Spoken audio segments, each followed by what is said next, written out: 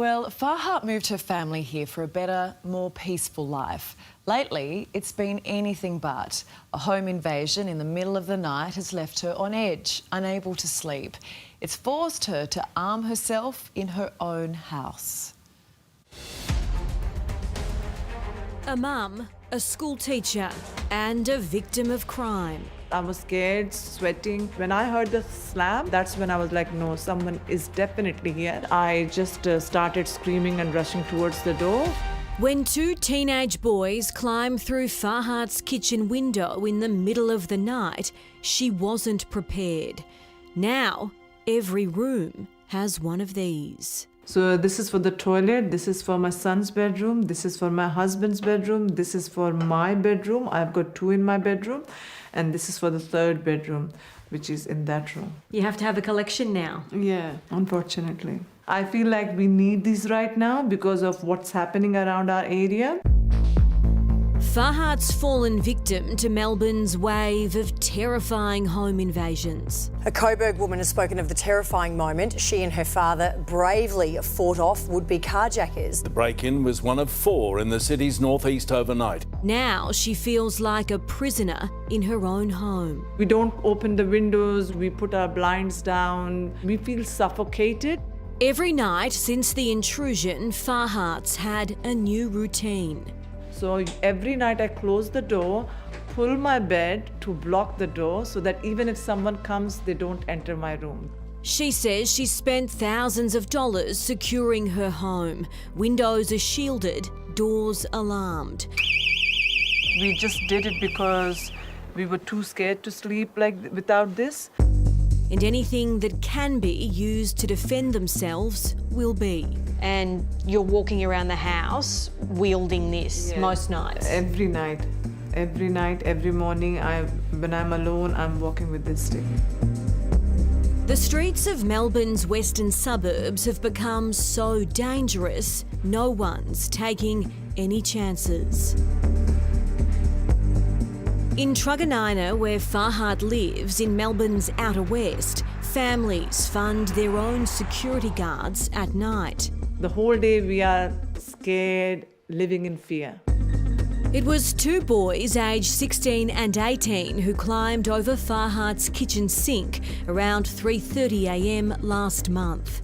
They stole both Farhat and her husband's cars, along with gaming PCs, a laptop, a monitor, an archery set, perfume bottles and her husband's work uniform and ID.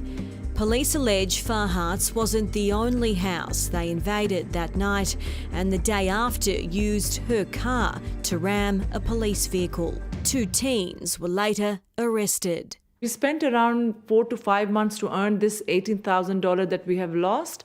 And then within half an hour, these teenager thugs, they came and took everything from us. Criminal activity in the West has been steadily rising since 2022. Young thugs' crime of choice is home invasions, followed by breaking into cars and attacks on the street. That's why Orkin and Kara's self-protection classes are so popular. He teaches what he calls close quarter battle, or how to protect yourself on the street.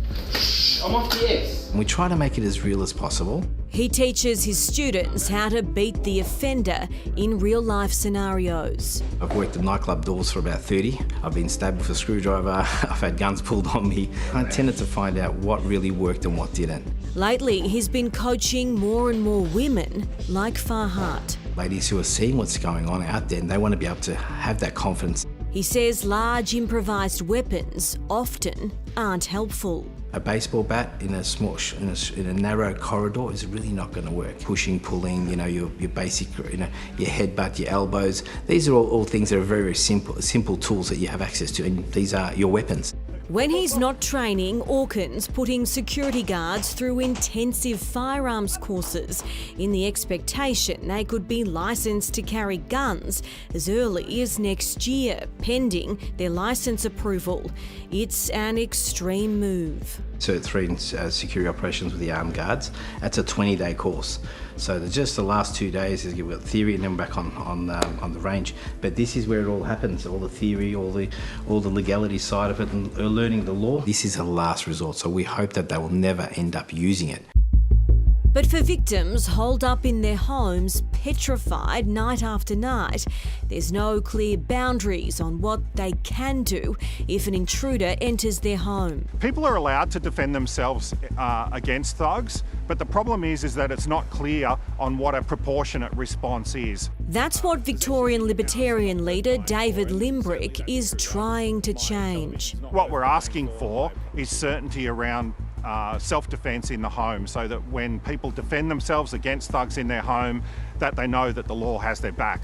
He's calling for castle law to be introduced in Victoria, and his petitions got support. This is similar to what they've got in the United Kingdom, where unless you use what they call egregious force, basically you're safe to defend yourself against intruders. Every night when I hear the sound, I come out of the room checking around every corner of this house with a stick. We came to Australia because we knew it's safe here, but it's all ruined now for us.